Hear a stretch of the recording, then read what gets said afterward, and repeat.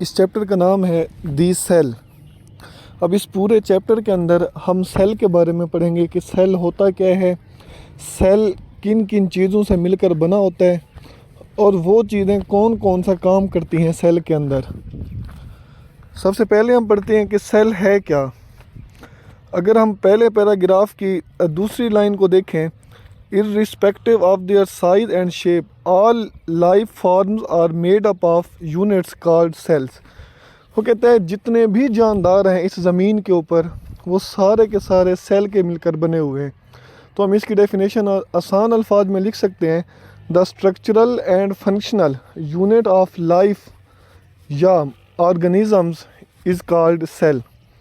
अब सबसे पहले सेल के बारे में बताया किसने था, वो थोड़ी सी हिस्ट्री के बारे में पढ़ते हैं। यहाँ पर है स्ट्रक्चर ऑफ सेल।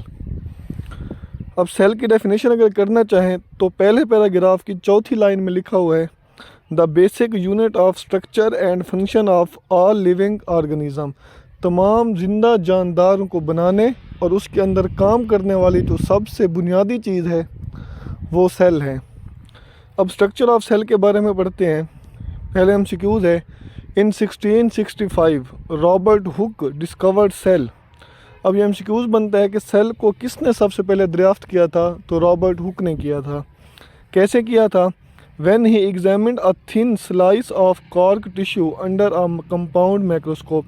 इसने दरख्त की एक छाल का टुकड़ा लिया और उसे अपने माइक्रोस्कोप के नीचे रख के देखा।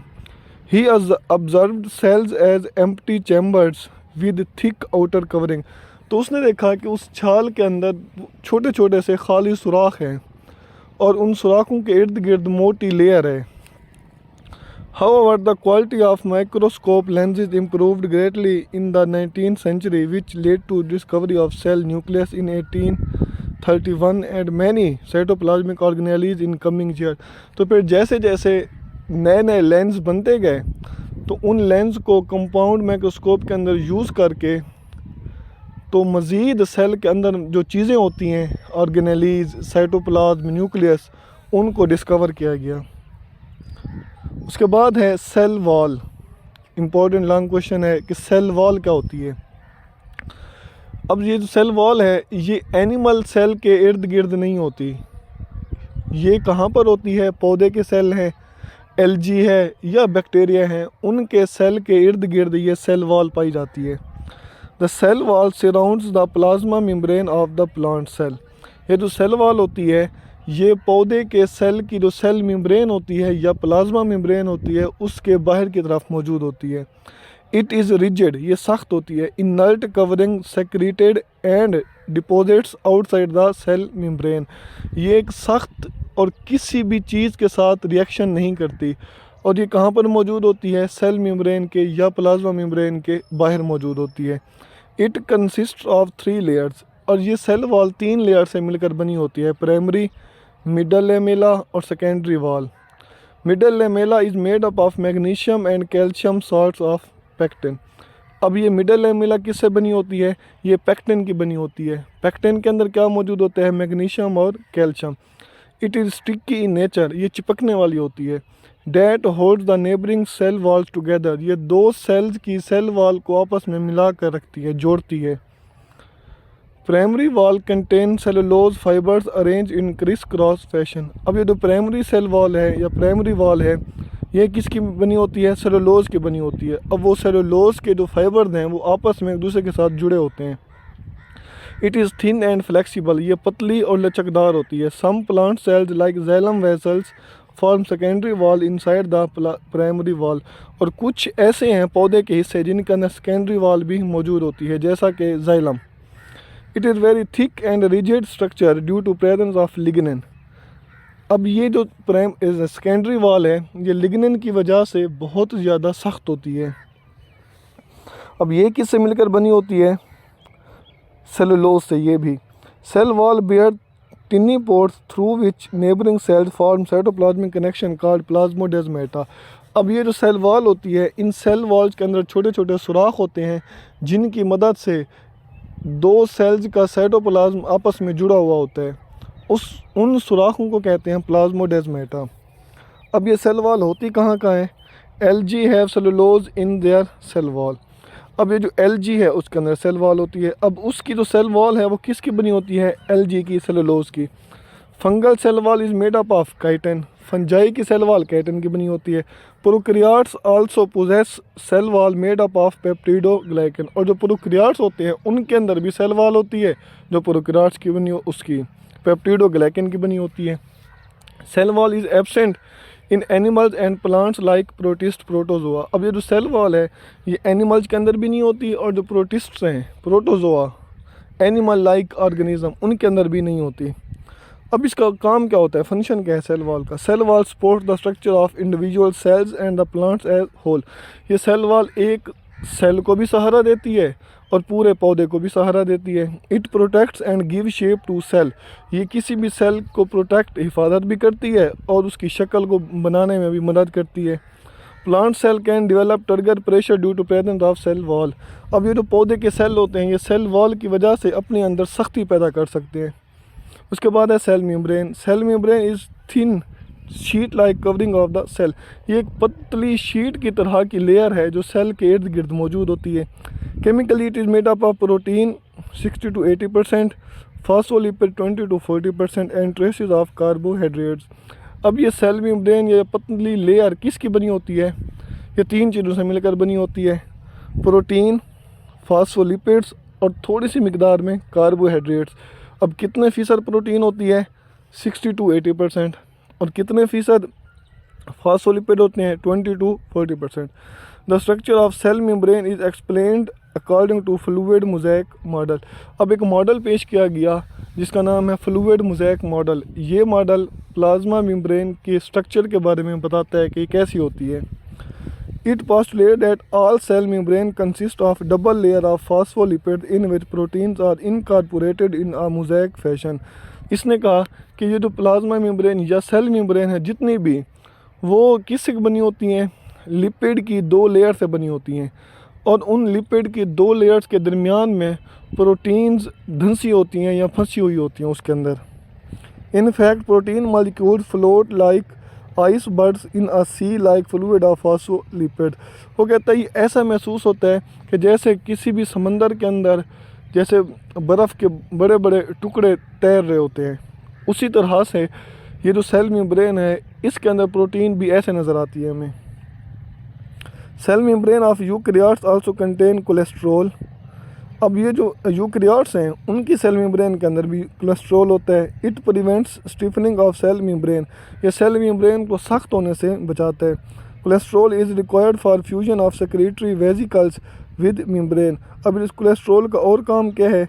ये जितने भी वेजिकल खारिज होते हैं उनको आपस में मेम्ब्रेन के साथ जोड़ने में मदद करता है।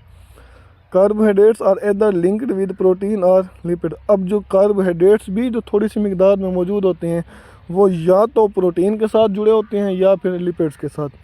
सेल मेम्ब्रेन, अब इसका फंक्शन क्या है भाई? Cell membrane act as a barrier and gatekeeper for the cell. ये सेल के लिए एक रुकावट या एक निगरान के तौर पर काम करती है। जैसे किसी भी चीज़ ने अगर बाहर से सेल के अंदर आना है या अंदर से बाहर जाना है तो इसी सेल मेम्ब्रेन की मदद से ही वो, या प्लाज्मा मेम्ब्रेन की मदद से ही वो गुजरेगी। It is semi permeable to some molecules. ये कुछ मॉलिक्यूल्स को गुजरने देती है और कुछ को नहीं गुजरने देती। It maintain fixed environment inside the cell. ये सेल के अंदर वाली चीज़ों को मेंटेन करती है। Cell membrane acts as a barrier between the cell and its environment. ये सेल मेम्ब्रेन सेल के बाहर और सेल के अंदर वाले जो इन्वायरमेंट है, माहौल है, उसके दरमियान ये रुकावट पैदा करती है। It regulates the exchange of material between cell and its environment. ये सेल और उसके माहौल के दरमियान चीज़ों के तबादले में भी मदद करती है। उसके बाद है cytoplasm. Between the cell membrane and nucleus of the cell is an aqua substance called cytoplasm. अब उस सेल मेम्ब्रेन और न्यूक्लियस के दरमियान में एक पानी की तरह, एक जेली की तरह की चीज़ पाई जाती है जिसे कहते हैं cytoplasm. It is about 90% water having many dissolved and suspended materials. अब इस पानी के अंदर क्या मौजूद होता है उस साइटोप्लाज्म के अंदर? ये जो साइटोप्लाज्म है ये 90% बहुत सारी हल शुदा चीज़ों से मिलकर बना होते हैं। और कुछ चीज़ें ऐसे होती हैं जो हल नहीं होती, वो उसके अंदर वैसे ही तैर रही होती हैं। It is site for many biochemical processes. अब इस साइटोप्लाज्म के अंदर बहुत सारे रिएक्शन हो रहे होते हैं जो सेल के लिए ज़रूरी होते हैं। It stores food granules and waste materials. अब ये जो साइटोप्लाज्म है ये क्या करता है, फूड ग्रेन्यूल्स, छोटे छोटे दानों को जिनके अंदर खुराक जमा होती है उनको जमा करता है, और दूसरा वेस्ट मटेरियल को भी जमा करने में मदद करता है। It is home for variety of cell organelles. और इस साइटोप्लाज्म के अंदर बहुत सारी ऑर्गेनेलीज भी मौजूद होती हैं, जैसा कि सबसे पहले है endoplasmic reticulum. It is a system of membranes present throughout the cytoplasm of the eukaryotic cells. Eukaryotic cell के अंदर मौजूद बहुत सारी जो ऑर्गेनेलीज हैं या साइटोप्लाज्म, ये जो यूकैरियोटिक सेल है उसका जो साइटोप्लाज्म है, उस साइटोप्लाज्म के अंदर बहुत सारी मेम्ब्रेन्स आपस में जुड़ी हुई होती हैं, जिसको क्या कहते हैं, endoplasmic reticulum. Flattened sacs of endoplasmic reticulum called cristae which form a network of interconnected channels. अब ये जो थैलियाँ हैं, सैक्स हैं, ये सीधी होती हैं, ठीक है ना। अब ये जो सीधी थैलियाँ हैं जिनको सिस्टर्नी कहते हैं, ये थैलियाँ या सिस्टर्नी आपस में मिलकर एक नेटवर्क बनाती हैं जिसको कहते हैं एंडोप्लाज्मिक रेटिकुलम। अब ये जो एंडोप्लाज्मिक रेटिकुलम है इसके दो किस्में हैं, कौन कौन सी, रफ एंडोप्लाज्मिक रेटिकुलम और smooth endoplasmic reticulum. Rough endoplasmic reticulum क्यों कहते हैं, ऐसा हिस्सा एंडोप्लाज्मिक रेटिकुलम का जिसके ऊपर राइबोसोम मौजूद हों और राइबोसोम होने की वजह से वो खुरदरा हो, रफ हो, उसको कहते हैं रफ एंडोप्लाज्मिक रेटिकुलम। और दूसरा है smooth endoplasmic reticulum.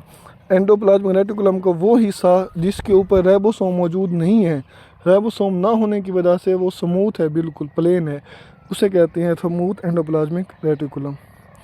A complex network of endoplasmic reticulum provides mechanical support to the cell। इसका काम क्या है, सेल को सहारा देना। They are also involved in transport of substances within the cell। ये सेल के अंदर चीज़ों को एक जगह से दूसरी जगह भेजने में भी मदद करता है। Due to attached ribosome, RER have role in the synthesis of some proteins। अब क्योंकि जो रफ़ एंडोप्लाज्मिक रेटिकुलम है इसके ऊपर राइबोसोम होते हैं, उसकी वजह से रफ़ एंडोप्लाज्मिक रेटिकुलम कुछ प्रोटीन्स को बनाने में भी मदद करता है।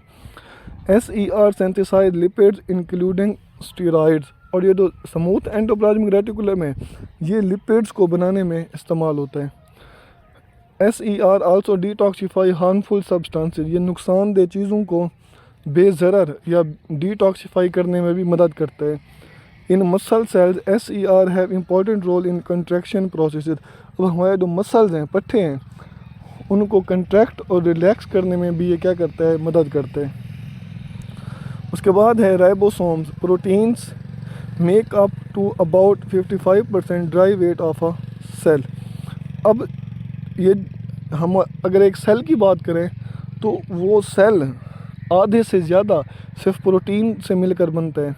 अ सेल दस need protein synthesis at high rate. इसका मतलब क्या हुआ कि सेल को बहुत ज़्यादा प्रोटीन चाहिए। This role is performed by the ribosome. अब ये प्रोटीन को कौन तैयार करता है, राइबोसोम तैयार करते हैं। अच्छा, ribosomes are tiny granular structure found both in prokaryotic and eukaryotic cell. अब राइबोसोम एक छोटे छोटे दाने की तरह की शक्ल है जो प्रोकैरियोटिक और यूकैरियोटिक दोनों सेल के अंदर पाया जाता है। They are not bound by any membrane. ये किसी भी मेम्ब्रेन के गिर्द या इनके गिर्द कोई भी मेम्ब्रेन मौजूद नहीं होती। दे आर कंपोज्ड ऑफ रफली equal amount of protein and ribosomal RNA। ये राइबोसोम दो चीज़ों से मिलकर बने होते हैं, प्रोटीन और राइबोसोमल RNA से। The prokaryotic ribosome however are small in size. जो राइबोसोम प्रोकैरियोटिक सेल के अंदर पाए जाते हैं वो छोटे होते हैं। A large number of ribosomes are scattered in the cytoplasm. Cytoplasm के अंदर बहुत सारी तादाद में राइबोसोम फैले हुए होते हैं। In eukaryotes many ribosomes are also attached on the surface of rough endoplasmic reticulum. लेकिन अगर यूकैरियोटिक सेल की बात करें तो उसके अंदर रफ एंडोप्लाज्मिक रेटिकुलम के साथ ये अटैच होते हैं। Each ribosome consist of 2 units, one small and one large. Her ribosome 2 छोटे यूनिट से मिलकर बना होता है, छोटा और बड़ा unit. These two subunits join when ribosome has to perform its function. जब राइबोसोम ने अपना काम करना होता है ये दोनों यूनिट्स आपस में मिल जाते हैं। उसके बाद है Golgi apparatus. Golgi apparatus was discovered by Camillo Golgi. Golgi apparatus को सबसे पहले कैमिलो गोल्जी ने ड्राफ्ट किया था। It is present in all eukaryotic cell. ये तमाम यूकैरियोटिक सेल के अंदर मौजूद होते हैं। लाइक एंडोप्लाज्मिक रेटिकुलम, जिस तरह एंडोप्लाज्मिक रेटिकुलम है, Golgi apparatus is also collection of flattened sacs called cisternae. जिस तरह एंडोप्लाज्मिक रेटिकुलम बहुत सारी सिस्टर्नी से या बड़ी बड़ी सीधी थैलियों से मिलकर बना होता है, उसी तरह गोल्जी ऑपरेटस भी उन सिस्टर्नी से मिलकर बना होता है। However, in Golgi apparatus, many cisternae are stacked over each other. Golgi apparatus के अंदर क्या होता है, ये जो सिस्टर्नी होती हैं ये एक दूसरे के ऊपर रखी हुई होती हैं, जिस तरह किसी चीज़ का स्टॉक बना हुआ हो। They are constantly formed at one end and break into vesicles at the other end. अब ये होता क्या है, Golgi apparatus मुसलसल हर टाइम सेल के अंदर एक साइड से ये बन रही होती हैं, दूसरी साइड से ये छोटी छोटी वेजिकल्स के अंदर तकसीम हो रही होती हैं। Golgi apparatus store and modify materials into finished form before packing into the vesicles. अब इनका काम क्या है Golgi apparatus का? Golgi apparatus का ये काम है, कोई भी चीज़ अगर सेल के अंदर है, मौजूद है, बनी है, जैसे प्रोटीन है, उसको मॉडिफाई करना, तब्दील करना, अगर उसके अंदर कोई गलतियां हैं उसको रिमूव करना और फिर उसकी क्या करना, पैकिंग करना। Some of these vesicles settle in cytoplasm as organelles like lysosomes. अच्छा, अब वो जो मटेरियल्स होते हैं, वो जो थैलियाँ होती हैं, वो या तो उसी सेल के अंदर ही रह जाती हैं, ऑर्गेनेलीज के तौर पर काम करती हैं। Other fuse with cell membrane to release out packed materials as cell secretion, या तो फिर वो सेल मेम्ब्रेन के ज़रिए से सेल के बाहर निकल जाती हैं। Products of glands like enzyme, hormones, mucus etc are secreted cellulose fibres which arrange themselves to form cell wall. अब होता क्या है, या जिस तरह कोई भी एंजाइम है या हार्मोन है या कोई भी म्यूकस है, अब ये ऐसे मटेरियल्स हैं, ये सेल के अंदर बनेंगी, फिर होता क्या है, इनको सेल मेम्ब्रेन के ज़रिए से बाहर निकाल दिया जाता है। उसके बाद है लाइसोसोम्स। ये लॉन्ग क्वेश्चन है। They are single membrane bound small sac like structure. ये एक छोटी छोटी थैलियाँ हैं जो सिंगल लेयर से ये कवर होती हैं। They contain a variety of digestive enzymes. इन थैलियों के अंदर डाइजेस्टिव इंजाइम मौजूद होती हैं। The enzymes contained in lysosomes are synthesized on RER and then transport to Golgi apparatus. ये जो थैलियाँ होती हैं, ये जो लाइसोसोम होते हैं, ये तैयार कहाँ होते हैं, RER इनको तैयार करता है, फिर ये चली जाती हैं किसके पास, गोल्जी ऑपरेटस के पास। Lysosome then bud off from Golgi apparatus with their processed enzyme. फिर ये जो लाइसोसोम होते हैं ये उन गोल्जी ऑपरेटस से अलहदा हो जाते हैं और इनके अंदर फिर डाइजेस्टिव इंजाइम आ जाते हैं। One important role of lysosome is intracellular digestion. अब इसका काम क्या है, इसका काम ये है कि सेल के अंदर मौजूद जो चीज़ें होती हैं उनकी डाइजेशन करना, उनको हज़म करना। In this process lysosome digest materials taken up by the cell from outside as the food vacuole. होता क्या है, सबसे पहले जो चीज़ सेल के बाहर होती है वो फूड वैक्यूल की सूरत में सेल के अंदर आ जाती है। When lysosome fuse with the food vacuole, lysosomal enzymes act on complex food substance and convert them into simple form. फिर लाइसोसोम क्या करते हैं, उन फूड वैक्यूल के साथ आपस में मिलते हैं, जुड़ते हैं, तो उनके अंदर जो एंजाइम होते हैं लाइसोसोम के अंदर, वो उस फूड वैक्यूल को छोटे छोटे हिस्सों में तोड़ देते हैं। They also engulf and digest unwanted cell organelles. Cell के अंदर मौजूद जो ख़राब या नुकसानदेह या कोई भी पुरानी ऑर्गेनेली होती है, ये उसको भी हज़म कर जाते हैं। This process is called autophagy. अब इस अमल को कहते हैं ऑटोफेगी। ऑटोफेगी किसे कहते हैं, ये शार्ट क्वेश्चन है कि सेल के अंदर मौजूद जो ऑर्गेनेलीज हैं अनवांटेड, उनको इनगल्फ करना, डाइजेस्ट करना, इस अमल को कहते हैं ऑटोफेगी। उसके बाद है mitochondria. Energy is an important theme in biology. All systems from cell to ecosystem require energy to work. अब इस ज़मीन के ऊपर जितने भी चीज़ें मौजूद हैं उन तमाम को काम करने के लिए एनर्जी चाहिए। Cell get energy by the breakdown of organic food in a process called respiration. तो सेल क्या करते हैं, रिस्पिरेशन के अमल के ज़रिए से चीज़ों को तोड़ते हैं और उनमें से एनर्जी हासिल करते हैं। If it required oxygen it is called aerobic respiration. अब अगर उन चीज़ों की तोड़ फोड़ या वो जो अमल है, जो प्रोसेस है, वो ऑक्सीजन की मौजूदगी में हो रहा है, उसको कहेंगे aerobic respiration. It takes place in mitochondria. अब एरोबिक रिस्पिरेशन का अमल माइटोकॉन्ड्रिया के अंदर होते हैं। Mitochondria are found in all aerobic eukaryotic cells. जितने भी यूकैरियोटिक सेल हैं उन तमाम के अंदर माइटोकॉन्ड्रिया मौजूद होते हैं। माइटोकॉन्ड्रिया और double membrane bound structure. Mitochondria दो मेम्ब्रेन से मिलकर बना होता है। The outer membrane is smooth and the inner membrane form finger like production called cristae. अब ये जो बाहर वाली मेम्ब्रेन है माइटोकॉन्ड्रिया की, ये बिल्कुल प्लेन होती है, लेकिन जो अंदर वाली है उसके अंदर उंगली जैसे उभार होते हैं और उन उभार को कहते हैं cristae. They increase the surface area for the respiration. ये क्या करते हैं, रिस्पिरेशन के अमल को बहुत सारी जगह प्रोवाइड करती हैं। The fluid inside the mitochondrion is called matrix. अब उस माइटोकॉन्ड्रिया के अंदर जो फ्लूइड मौजूद होता है उसको कहते हैं matrix. Mitochondria have their own DNA and ribosome. Mitochondria का अपना डीएनए भी होता है और राइबोसोम भी होता है। They can multiply within the cell at their own. ये अपनी मर्ज़ी से ही सेल के अंदर तकसीम हो सकते हैं, अपनी तादाद खुद ही डबल कर सकते हैं। They produce energy in the form of ATP that is why they are called powerhouse of the cell. ये सेल के अंदर ही खुद एनर्जी को बनाते हैं, इसलिए इसको सेल का पावर हाउस कहा जाता है। उसके बाद है प्लास्टिड। प्लास्टिड और डबल मेम्ब्रेन बाउंड ऑर्गेनेलीज। ये जो प्लास्टिड है ये एक ऐसी ऑर्गेनेली है जो दो मेम्ब्रेन से मिलकर बनी होती है। They are found in plants and algae. अब ये जो प्लास्टिड है ये पौधों और एल्गी के अंदर पाई जाती है। इसकी तीन टाइप्स हैं, क्लोरोप्लास्ट, क्रोमोप्लास्ट, ल्यूकोप्लास्ट। अब क्लोरोप्लास्ट क्या है, क्लोरोप्लास्ट और यूजुअली ओवल इन स्ट्रक्चर। ये जो क्लोरोप्लास्ट ये प्लास्टिड का ऐसा हिस्सा है जो बेजवी अंडे की तरह की शक्ल का होता है। Two membrane of the chloroplast form chloroplast envelope. अब ये जो क्लोरोप्लास्ट है ये दो मेम्ब्रेन से मिलकर बना होता है। They have their own DNA and ribosome. इसका भी माइटोकॉन्ड्रिया की तरह अपना डीएनए और राइबोसोम होता है। They can multiply within cell at their own. ये अपने सेल के अंदर अपनी तादाद को खुद ही डबल कर सकते हैं, इनको न्यूक्लियस से इंफॉर्मेशन की ज़रूरत नहीं होती। They have a system of membrane containing chlorophylls and other photosynthetic pigments. अब इन क्लोरोप्लास्ट के अंदर दो बड़ी अहम चीज़ें होती हैं, कौन सी, क्लोरोफिल और दूसरे फोटोसिंथेसिस के अमल के अंदर इस्तेमाल होने वाले pigments. This system consist of hollow coin like membranous structure called thylakoid. अब ये चीज़ें कहाँ पर मौजूद होती हैं, ये थैलाकाइड की सूरत में मौजूद होती हैं। थैलाकाइड क्या हैं, ये एक सिक्के की तरह की स्ट्रक्चर है। Many thylakoid stack to form granum. ये जो थैलाकाइड होते हैं, सिक्के होते हैं, ये एक दूसरे के ऊपर जमा होते हैं और एक ग्रेनम की तरह की शक्ल बनाते हैं, एक स्टॉक की तरह की, जैसे कोई चीज़ एक बंडल रखा हुआ किसी चीज़ का।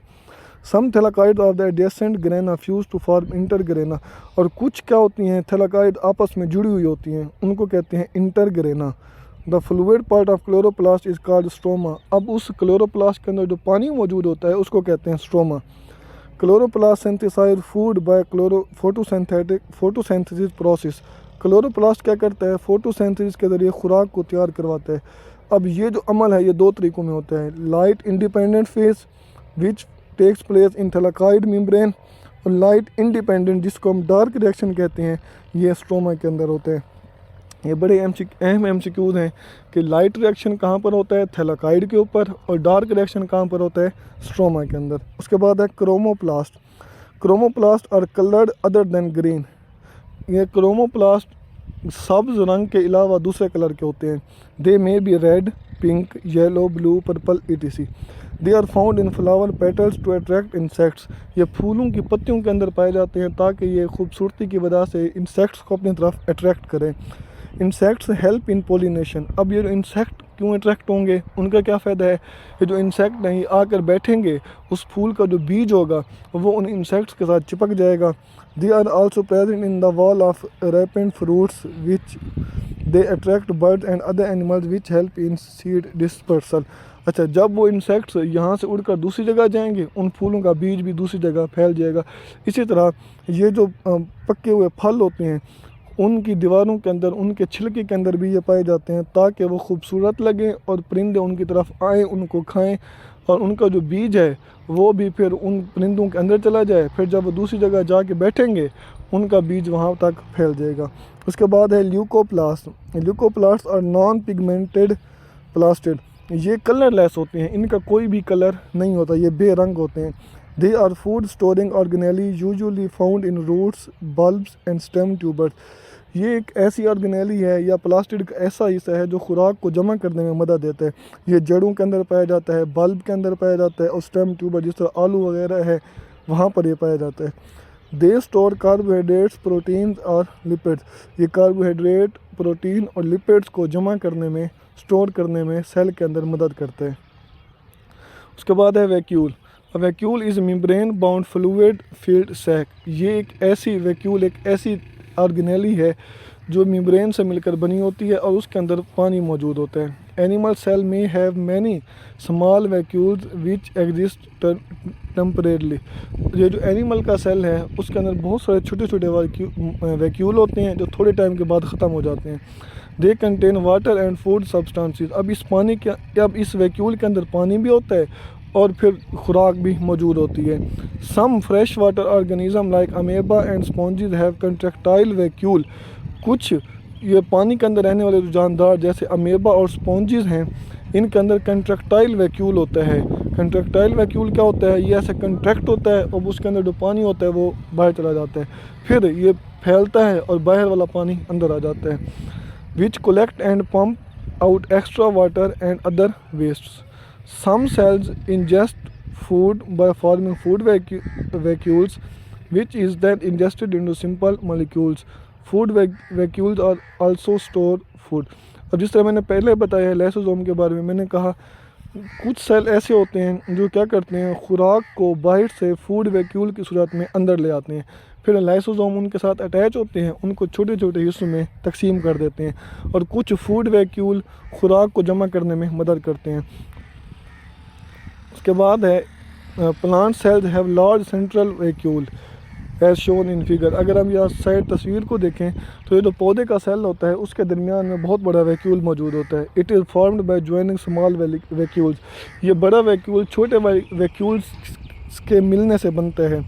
The membrane of plant vacuole is called tonoplast. अब इस पौधे के अंदर मौजूद जो वैक्यूल होता है उस वैक्यूल की जो मेम्ब्रेन होती हैं उनको कहते हैं tonoplast. It contain liquid called cell sap. अब उस वैक्यूल के अंदर जो फ्लूइड मौजूद होता है, पानी होता है, उसको कहते हैं सेल सैप। सेल सैप है dissolved material like mineral salts, sugar and amino acid. अब उस सेल सैप के अंदर क्या क्या मौजूद होता है? मिनरल्स होते हैं जिस तरह सोडियम है, पोटाशियम है, कैल्शियम है, शुगर होता है, ग्लूकोज होता है, अमीनो एसिड होता है। It is also provide support and help in growth. ये क्या करता है? उस सेल की ग्रोथ को और उस सेल को सहारा देने में भी मदद करता है। The primary role of the central vacuole in a plant cell is to maintain turgor pressure within the cell. सबसे अहम काम जो है वैक्यूल का वो ये है कि ये पौधे के सेल को सख्ती देना। Turgor pressure occurs when the fluid content of the cell pushes the cell membrane against the cell wall in order to provide shape to the plant cell। Trigger pressure किसे कहते हैं? उस वैक्यूल के अंदर, वो वैक्यूल जो पौधे के सेल के दरमियान में मौजूद है, उसके अंदर जो पानी होता है वो पानी क्या करता है? टोनोप्लास्ट या वैक्यूल की मेम्ब्रेन के ऊपर बाहर की तरफ प्रेशर लगाता है, जिसकी वजह से वो सेल सख्त हो जाता है। उसके बाद है सेंट्रियोल्स। सेंट्रियोल्स और hollow open ended cylinder like structure. ये जो सेंट्रियोल्स होते हैं ये खाली रॉड की तरह, सिलेंडर की तरह लंबी लंबी ऑर्गेनेलीज है। They are found in animal cell. ये एनिमल के सेल के अंदर मौजूद होती हैं। They exist in pairs near the nuclear envelope. ये न्यूक्लियस के साथ, ये जो न्यूक्लियस की मेम्ब्रेन होती है उसके साथ ये पेयर की सूरत में मौजूद होती हैं, जोड़े की सूरत में। Each centriole consist of 9 triplets of microtubules. ये किससे मिलकर बनी होती हैं? माइक्रोट्यूब्यूल्स के 9 ट्रिपलेट्स से। 9 ट्रिपलेट्स किसे कहते हैं? कि आप कह लें कि 9 छोटी छोटी ट्यूब्स हैं या उनके बंडल हैं, और हर बंडल के अंदर 3-3 ट्यूब्स हैं, ठीक है ना। 3-3 ट्यूब से मिलकर बने हुए 9 बंडल हैं। तो सेंट्रियोल्स इन्हीं 3-3 ट्यूब से मिलकर बनने वाले 9 बंडल पर मुश्तमिल होती हैं। At the start of cell division, centriole duplicate and two pairs move to the opposite poles. जब सेल तकसीम हो रहा होता है उस दौरान ये सेंट्रियोल डबल होते हैं और सेल की मुख्तलिफ साइड पर चले जाते हैं। दस help information of spindle apparatus, तो वहाँ पर ये पतले पतले धागे नुमा स्ट्रक्चर जिसे हम स्पिंडल फाइबर कहते हैं उसको बनाने में मदद करते हैं। They are also involve in formation of cilia and flagella, ये सीलिया और फ्लैजेला ये छोटे बॉल की तरह के स्ट्रक्चर होते हैं, ये उनको बनाने में भी मदद करते हैं। उसके बाद है cytoskeleton, cell has a system of variety of fibrous proteins throughout the cytoplasm. अब ये जो सेल होता है इस सेल के अंदर बहुत सारी फिब्रस प्रोटीन से बनी हुई चीज़ें उस सेल के अंदर या उस साइटोप्लाज्म के अंदर मौजूद होती हैं। These proteins collectively form cytoskeleton, अब उन प्रोटीन्स को जो साइटोप्लाज्म के अंदर बहुत सही तादाद में मौजूद हैं उनको कहते हैं cytoskeleton. 3 types of cytoskeletal fibers are identified in the cell, cell के अंदर 3 किस्म के साइटोस्केलेटन देखे गए हैं। कौन कौन से? माइक्रोट्यूब्यूल, माइक्रोफिलामेंट और intermediate filament. Microtubules are made up of tubulin protein, microtubules tubulin protein से मिलकर बने होते हैं। दे आर अनब्रांच्ड, ये सीधे होते हैं। हॉलो ट्यूब लाइक स्ट्रक्चर, खाली ट्यूब की तरह के होते हैं।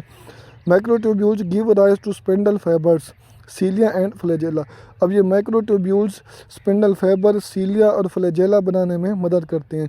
Microfilaments are very thin protein fibers, अब ये जो माइक्रोफिलामेंट्स हैं ये पतली प्रोटीन से बनी हुई फाइबर हैं। They consist of contractile proteins mainly actin, अब ये ज़्यादातर एक्टिन प्रोटीन से मिलकर बने होते हैं। They are responsible for the streaming movement of cytoplasm, ये साइटोप्लाज्म की मूवमेंट में मदद करते हैं। The overall cell movement is also regulated by the microfilament, ये माइक्रोफिलामेंट भी सेल की मूवमेंट में बहुत अहम किरदार अदा करते हैं। उसके बाद है intermediate filament, intermediate filaments are composed of variety of proteins including keratin and vimentin. अब ये जो इंटरमीडिएट फिलामेंट हैं ये केराटिन और वीमेंटिन प्रोटीन से मिलकर बने होते हैं। They form a branching network in the cell, ये ब्रांच की सूरत में मौजूद होते हैं। They maintain the cell structure, ये सेल के शक्ल को बनाने में मेंटेन करने में मदद करते हैं। In tissues they fix cells with each other, और टिश्यू के अंदर जो सेल होते हैं उन सेल्स को आपस में जोड़ने में भी ये मदद करते हैं। उसके बाद है cilia and flagella, some eukaryotic cells have extension that look something like hair, कुछ यूकैरियोटिक सेल जो ऐसे होते हैं जिनसे बाल की तरह की छोटी छोटी चीज़ें निकली हुई होती हैं। These structure are called cilia, उन चीज़ों को कहते हैं cilia. Some cells have whip like extension called flagella, और कुछ सेल्स के अंदर विप लाइक ऐसे बड़ी चीज़ की तरह की चीज़ निकली हुई होती है उसे कहते हैं फ्लैजेला। जिस तरह ये फ्लैजेला देखें, पहले डायग्राम के अंदर एक बड़ी सी चीज़ निकली हुई है जिसे कहते हैं लहराती हुई चीज़, जिसे कहते हैं फ्लैजेला। और अगर सीलिया को देखें दूसरी डायग्राम, तो छोटे छोटे बाल की तरह की चीज़ें हैं जिसे कहते हैं cilia. Cilia and flagella consist of 9 pair of microtubules. अब ये जो सीलिया और फ्लैजेला हैं ये किससे बने होते हैं? वही जो पीछे मैंने बताया है, 9 triplets of microtubules which surround a central pair of microtubules. एक पेयर दरमियान में मौजूद होता है और 8 पेयर साइडों पर मौजूद होते हैं।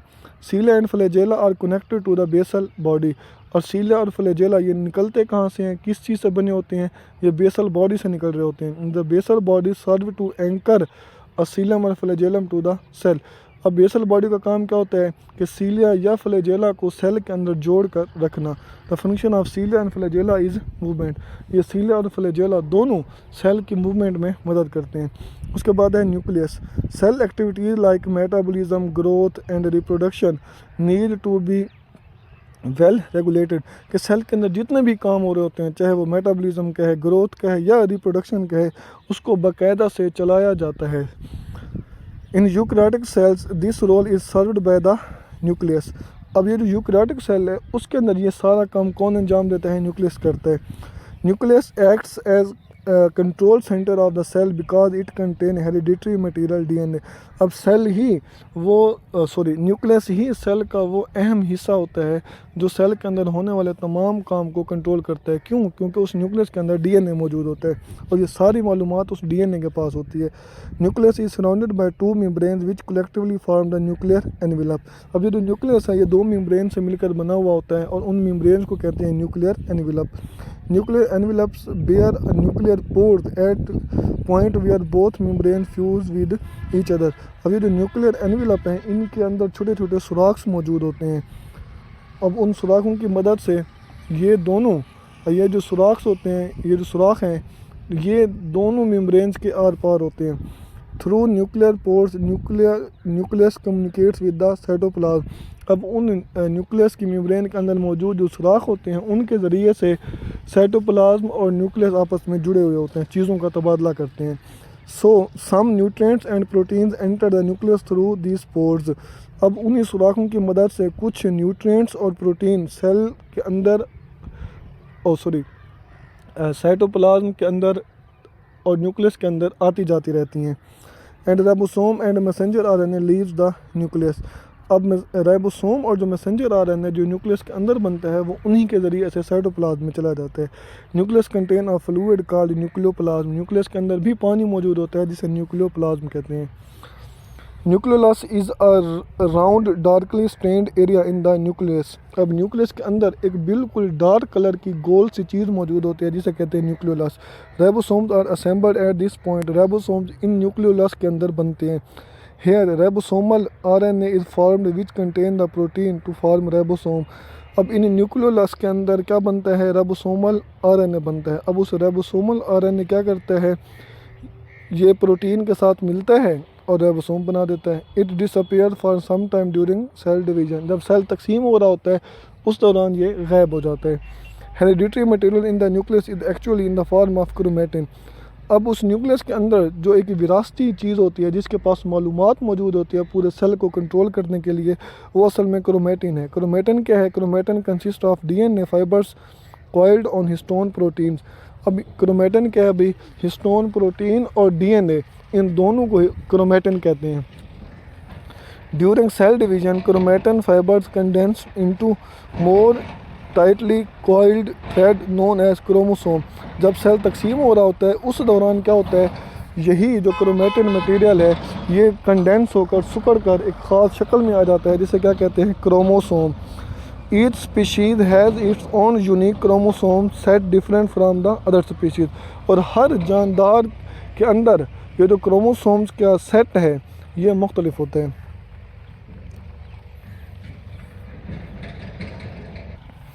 उसके बाद ये थोड़ा इम्पोर्टेंट है स्टेम सेल्स का, इसका देख लें। Around 220 types of cells are identified in the human body. तकरीबन 220 किस्म के मुख्तलिफ सेल्स हमारे इंसान के जिस्म के अंदर देखे गए हैं। These cells vary in their size shape and role. अब इन सेल्स की शक्ल, साइज़ और इनका काम मुख्तलिफ होता है। How ever all this types of cells have common origin. लेकिन ये जितने भी सेल होते हैं ये एक ही जगह से बनते हैं।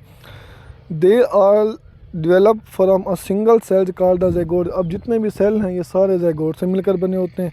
A cells which give rise to cells of other types is called stem cell. ऐसे सेल जिनसे और किस्म के सेल बन सकें उनको कहते हैं stem cell. The zygote is very basic stem cell which has ability to produce all kind of cells and organism. अब ये जो ज़ाइगोट होता है ये सबसे अहम स्टेम सेल है क्योंकि इससे ही बहुत सारे नए किस्म के सेल बन सकते हैं किसी भी जानदार के अंदर। In sexually reproducing organism life start from zygote. अब ये जो सेक्शुअल रिप्रोडक्शन से बनने वाले जानदार होते हैं वो तमाम के तमाम ज़ाइगोट से बनते हैं। As the development progresses different cells lines are form. जैसे जैसे डेवलपमेंट होती है ज़ाइगोट के अंदर बहुत सारे नए सेल्स बनते जाते हैं। Each cell line has its own stem cell. Brain, liver and other body tissues are products of stem cell. जैसे ही उस ज़ाइगोट के अंदर तकसीम होगी अब उस तकसीम के नतीजे में नई नई लाइनें बनेंगी। अब वो हर नई लाइन एक स्टेम सेल के तौर पर काम करेगी। क्यों? क्योंकि वो फिर आगे नए सेल बनाने में इस्तेमाल होगी। Stem cells by themselves are not differentiated and are unspecialized. अब ये स्टेम सेल्स हैं ये ख़ुद ही तकसीम नहीं होते हैं कि भाई हमने क्या बनाना है। Each daughter cell produce by division of stem cells has capacity to remain unspecialized. Stem cells are differentiated into mature of some tissue. अब हर डॉटर सेल जो उस स्टेम सेल के नतीजे में पैदा होता है फिर उसके अंदर ये सलाहियत होती है कि वो कुछ टाइम के लिए वो ख़ुद को अनडिफरेंशिएट करता है। उसको नहीं पता होता कि मैंने क्या काम जाकर करना है, वो अनडिफरेंशिएट ही रह जाता है। So stem cell divide renew themselves and daughter cell differentiate into the distinct cell type. जिससे क्या होता है वो जो स्टेम सेल होते हैं वो डिवाइड होते हैं, फिर ख़ुद ही उन्होंने जो जो काम करना होता है वो जाकर काम अपना सर अंजाम देते हैं।